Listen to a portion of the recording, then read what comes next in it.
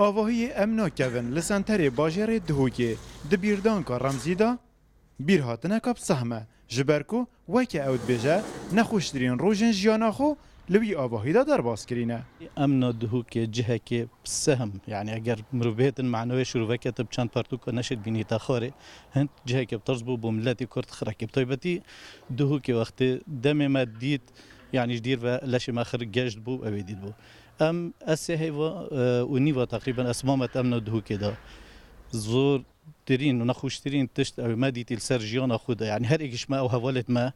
بتوان صلاد أم دوري نحصد كسا أم تويري روبورين محمد بيرهاتنا كادي هيا دجال آواهي أمنا كفن لدهوكي جبر كل رجع سرهلدانه يكم قل آراستي أمنه هاويتيه وباشي هر لويرجي بريندار بويه چورکیم ده حتی چوری سماعم گلم نو دهو که آخفتن چارو ده اور پیچه اول بنالم نو دهو دای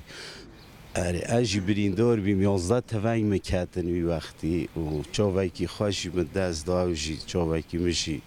ام هیوید کم وگاوه شوا قطابی بلاوه چنوه زانکوه و جه امنه و شهدا ورد گرن یعنی اواتشتاش بیر نکن امنا کفن لدف هندک جخلکی میناکه که هف برکرنیه دناف برا دو سردمین بری سرهلدانه و پشتی سرهلدانه دا او جیلی وگاوه ندید بو ممراد با هم هاد با نسی که ممراد با هم درکت با این داشت جای شعبی روین داشت امنه روین امنت ویریان بجین ام کردین امنت ویریان جلکی کردی که اینه بر خوب درستایی ها پیچه که بحث کردین یکی باره اصلا داتا گیرن داتا بنا امنه پشتی سرهلدانه با زانکو و جه خاندنه و جه زانگه الحمدلله بگوی آزادیه سرهلدانه باجر دهوکی لچارده آدارا سال 1991 هاته کرن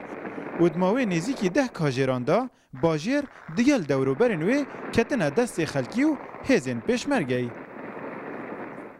لگوری گوتنا بینوران اوی بری سرهلدانه دوی درگهی را بر باجور برف چارنوی سکه ندیار چو لی پشتی سرهلدانه اوی دوی درگهی را چنه جور پشتی 4 سالان دبنه خودان باورنامه زانکوی ایوب نصری روداو دهوک